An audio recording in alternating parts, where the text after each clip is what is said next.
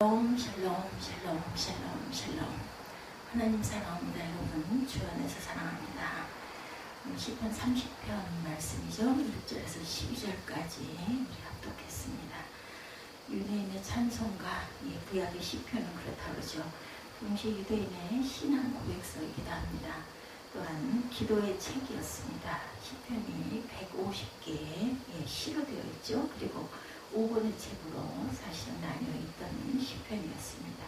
1권은 1편에서 41편, 2권이 41편에서 72편, 3권은 73편에서 89편, 4권은 90편에서 106편, 5권은 107편에서 150편 이렇게 나뉘어 있던 것을 하나로 통합을 해서 지금 우리가 150편으로 그냥 보고 있습니다.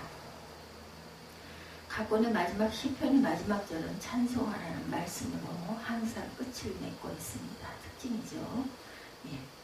제1권의 마지막 시가 41편, 1권 마지막 절 말씀이 시편 41편 13절입니다. 이스라엘의 하나님 야훼를 영원부터 영원까지 송축할지어다. 이렇게 끝이 나죠. 아멘 아멘.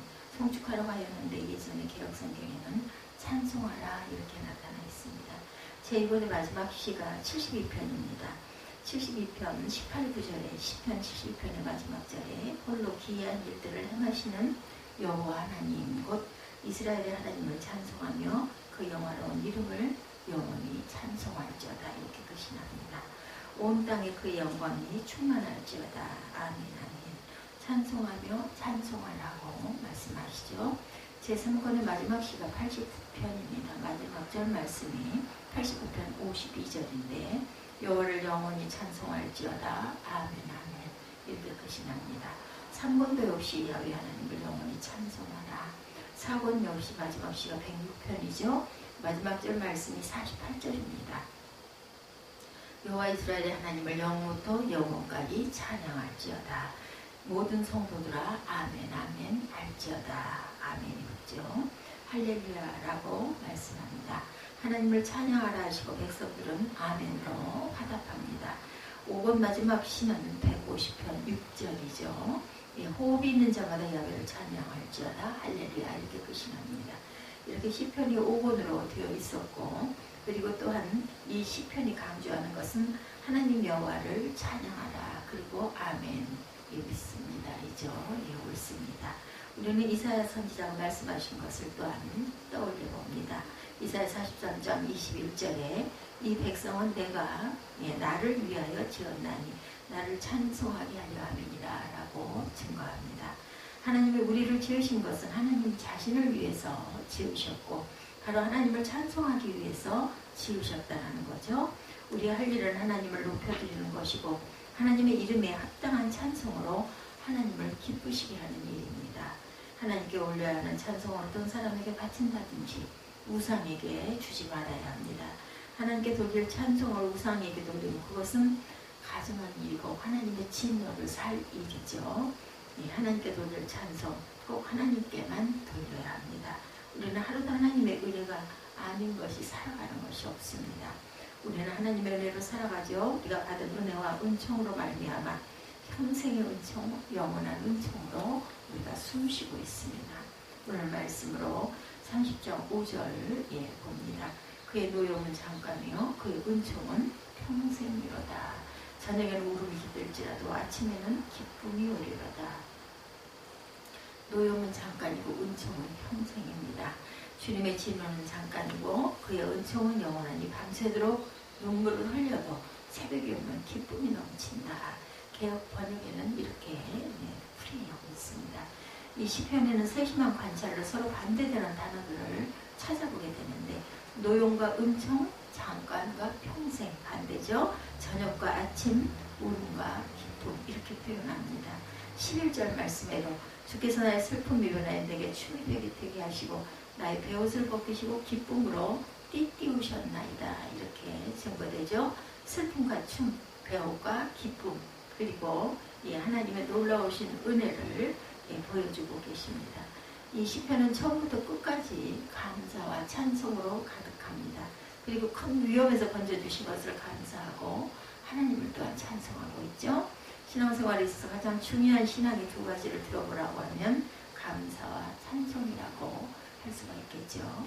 성숙한 신앙과 성숙하지 못한 신앙을 가려내보라고 하면 같은 상황에서 감사와 찬송이 넘치는 사람은 성숙한 신앙을 가진 사람이고, 원망과 불평하는 사람은 아직 성숙하지 못한 신앙이다. 우리가 마음이 상할 때는 원망하고 불평합니다. 그리고 누구 탓을 하죠. 성숙하지 못한 신앙이기 때문에 그렇습니다. 저도 그런 사람 중에 하나입니다. 감사와 찬송, 항상 성숙한 신앙만이 할 수 있는 믿음이라는 것을 잊지 않는 저와 여러분이 되시기 바랍니다. 다윗은 하나님의 마음에 합한 사람이고 하나님의 사람이고 찬송의 사람이었고 감사의 사람이었음을 우리가 오늘도 시편에서 봅니다. 그가 비록 간사에서 악독한 죄를 지었고 책망을 받았어도 하나님 앞에 죄를 회개하고 하나님의 용서함을 체험하면서 감사하고 찬송하고 있습니다. 감사와 찬송을 빼놓고 다윗을 설명할 수 없을 정도로 그의 일생은 감사와 찬송이었습니다. 감사와 찬송이 저와 여러분의 신앙을 지탱해야 돼요. 누구처럼? 다윗처럼. 한 집이 튼튼하려면 대들보가 튼튼해야 한다고 그러죠? 건실합니다. 감사와 찬송은 우리의 신앙의 집을 지켜주는 야긴과 보아스다. 두 기둥입니다. 감사합니다. 찬양합니다. 이 말씀이 입술에서 우리가 끊이지를 않아야 합니다. 이 시편은 다윗의 시고 성전 낙성가로 불려진 노래입니다. 이 시는 전형적인 감사의 시이죠. 그래서 성전에서 부르고 성전에서 낭독이 되었습니다. 이 시편이 가장 전형적인 감사이기 때문에 성전 낙성식에 한정되어 부르게 되었다고 생각합니다. 죽음에서 고치시고 살리신 것을 우리는 감사해야 합니다. 1절에서 3절이죠. 여호와여 내가 주를 높일 것은 주께서 나를 끌어내사 내 원수로 하여금 나로 말미암아 기뻐하지 못하게 하심이니이다.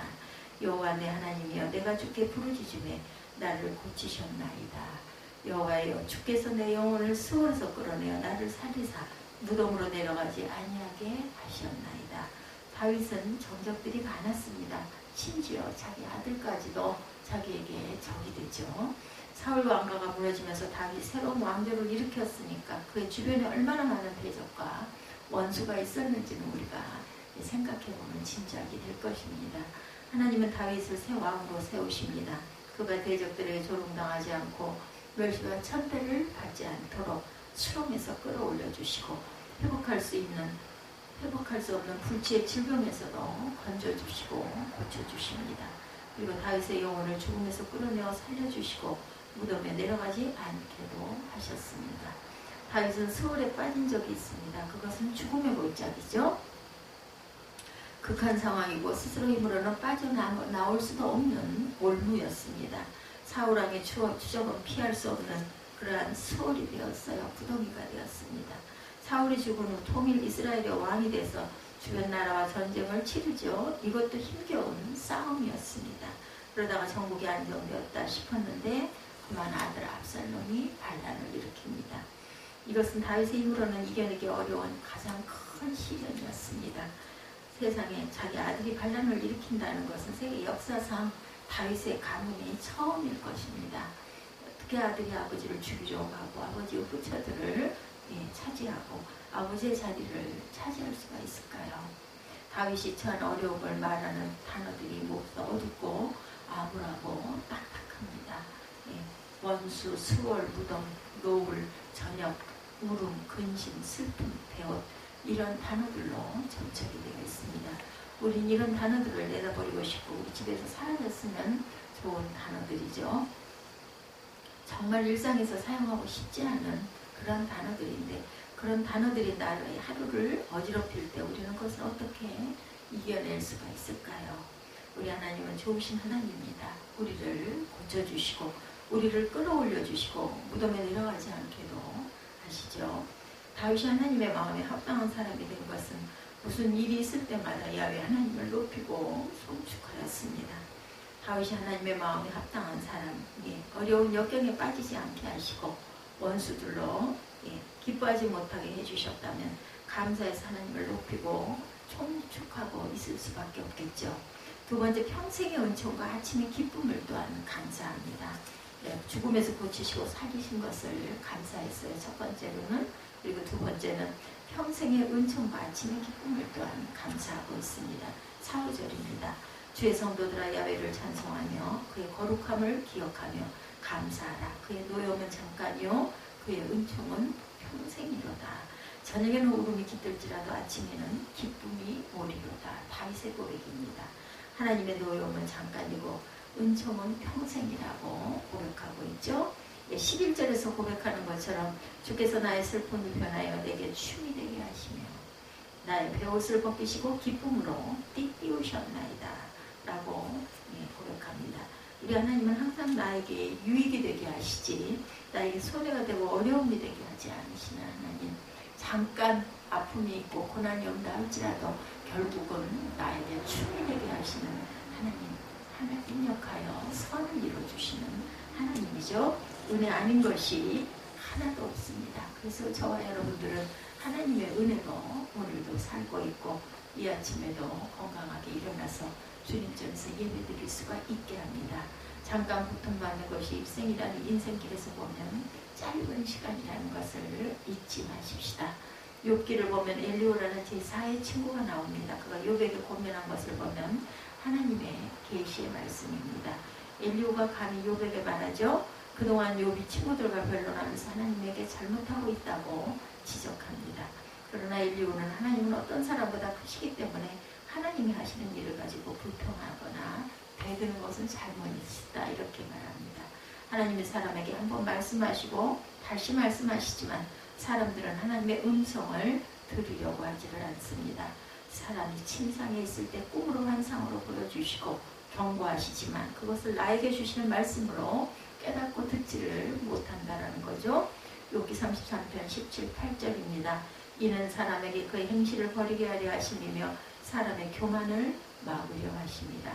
그는 사람의 혼을 구덩이에 빠지지 않게 하시고 그 생명을 칼에 맞지 않고 멸망하지 않게 하시느니라.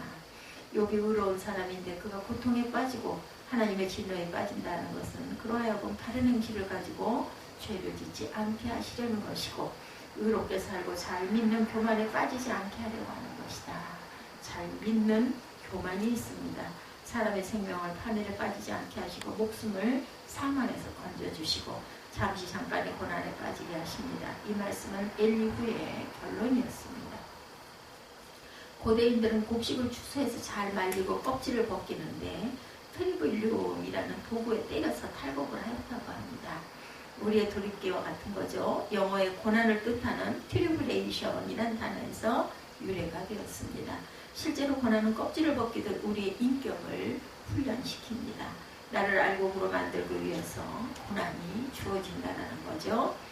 우리는 시편 119편 71절의 말씀과 같이 고난당하는 것이 내게 유익이라. 이로 말미암아 내가 주의 윤례를 배우게 되었나이다 라고 고백할 수 있어야 합니다. 우리 하나님은 잠시 노여하시지만 그 노여움은 잠깐이고 은총은 평생이라는 것. 저녁에는 울음이 깃들지라도 아침에는 기쁨을 주시는 하나님이시라는 것. 우리의 슬픔이 변하여 춤이 되게 하시고 우리의 베옷을 벗기시고 기쁨의 옷으로 덧입혀 주신다는 것을 잊지 마십시다. 세 번째, 기도로 들어주신 하나님을 우리가 감사해야 합니다. 2절 말씀이죠. 야훼 내 하나님이여 내가 주께 부르짖으며 나를 고치셨나이다. 8절 말씀에도 여호와여 내가 주께 부르짖고 여호와께 간구하기를. 10절 말씀에도 여호와여 들으시고 내게 은혜를 베푸소서 나를 돕는 자가 되소서 하였나이다. 우리에게는 기도할 수 있는 특권이 있어요. 오늘 다윗은 인생의 난제를 놓고 하나님 앞에 울며 부르짖고 있습니다. 문제를 해결하는 방법은 사람을 찾아다니며 사람에게 해명하고 자기를 지지해달라고 부탁할 수도 있지만 그러나 그런 방법은 사람의 방법입니다. 그런 식으로 계속 접근하다 보면 문제는 점점 더 꼬이고 깊은 수렁에 빠질 수밖에 없습니다. 하나님 앞에 부르짖어 기도하는 길밖에 없겠죠. 다윗이 피곤하여 눕기라도 하면 대적들과 원수들이 고소해하면서 조롱하고 그리고 하나님의 심판을 받는 것이다 이렇게 저주하고 나오죠. 다윗은 헤쳐나가기 어려운 일을 만나면 기도로 늘 풀어갑니다. 다윗은 기도하는 사람이었죠. 그는 기도로 항상 문제를 풀어갔습니다. 그가 인생길에서 복병을 만날 때, 어려운 질병, 헤쳐나올 수 없는 극심한 상황에 이를 때 하나님 앞에 나아가서 울면서 부르짖고 기도합니다. 저와 여러분들도 기도라는 무기가 있죠. 다윗도 기도하는 사람이었습니다. 시편 50편 15절 우리가 잘 아는 애송하는 시편이죠. 환난 날에 나를 부르라 내가 너를 건지리니 내가 너를 영화롭게 하리라 이렇게 말씀합니다. 블레즈 파스칼이 쓴 팡세라는 책에 생각이라는 프랑스 단어죠. 팡세라는 말은 파스칼의 죽음 후에 그의 유족과 친척들이 파스칼을 단편적인 글을 모아 모은 것인데 기독교를 설명하고 전도하려는 목적으로 쓰고 있었으나 완성된 책은 아닙니다. 그의 짧은 생각들을 적어놨죠. 그래서 팡세라는 이름을 붙였습니다. 생각입니다. 생각. 팡세, 생각. 혹시 기억을 못하셨던 분들 계시면 다시 한번, 저도 지금 다시 한번 빗줄을 긋습니다. 팡세는 생각이라는 뜻이라고 합니다. 항상 우리가 생각할 줄 알아야 되겠다. 그래서 짧은 생각들을 모아놓은 책, 팡세입니다. 우리는 하나님께서 이렇게 여러 가지 지혜를 주십니다. 주변에 훌륭한 사람들, 더 우리와 다른 어떤 것을 깨닫는 사람들의 생각들을 우리가 항상 참고할 줄도 알아야 되겠죠. 파스칼의 죽음에 그 유족과 친척들이 파스칼의 단편적인 이러한 생각들을 모아놓은 책, 기독교를 설명하고 전도하려는 목적으로 썼다라는 거죠. 팡세라는 이름을 붙였어요. 짧은 생각들이기 때문에. 인간은 생각하는 갈대라고 하죠. 클레오파트라의 코가 조금 낮았다면 세계의 역사가 달라졌을 것이다. 이런 말도 팡세에 나오는 그런 말이라고 합니다. 파스칼이 39세에 세상을 떠난 사람인데 믿음의 사람이었어요. 굉장히 짧은 인생을 살았죠. 그의 아버지가 세상을 떠나고 남은 누이 동생이 있었는데 여동생이 불치에 안질에 걸려 고생하고 실병의 위기에 있었다고 합니다. 후에 그 여동생은 수도원에 들어갑니다. 파스칼은 진심으로 여동생의 안질을 낫게 해달라고 기도했어요. 하나밖에 없는 누이 동생, 아버지가 일찍 돌아가시고 그렇게 하나님을 전심으로 잘 믿는 동생이었는데 돈도 없었지만 의료시설도 전무하던 그 시절에 파스칼은 어찌 할 수가 없으니 정말로 하나님께 매달려 기도할 수밖에 없었겠죠. 동생의 안질이 낫도록 간절히 기도했을 때 환상이 나타났어요. 예수님의 십자가가 나타나더니 그 십자가가 여동생의 눈을 만지고 사라졌다고 합니다. 이상한 환상이죠. 파스칼은 기도를 마치고 동생을 찾아가서 눈이 어떠냐고 물었을 때 동생이 이상한 일이 생겼어요. 눈이 방금 나았어요 라고 대답을 했다고 합니다. 이때 파스칼은 혼자 말했습니다. 나는 철자의 하나님을 믿지 않고 아브라함의 하나님, 이삭의 하나님, 야곱의 하나님, 살아계신 하나님을 믿노라고 말했습니다. 파스칼의 죽음 후에 옷에서 이상한 가죽 조각이 발견되었다고 합니다. 가죽에는 나는 아브라함의 하나님, 이삭의 하나님, 야곱의 하나님, 살아계신 하나님을 믿노라라는 말이 쓰여 있었다고 합니다. 우리가 항상 이렇게 파스칼처럼 그죠?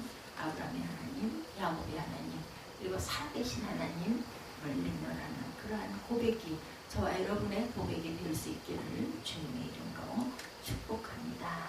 팡세, 생각이라는 뜻이라는 건 잊지 마시고 아브라함의 하나님, 이삭의 하나님, 야곱의 하나님, 우리 오늘도 기도하시는 그런 귀한 연휴의 첫날이 되시기를 주님의 이름으로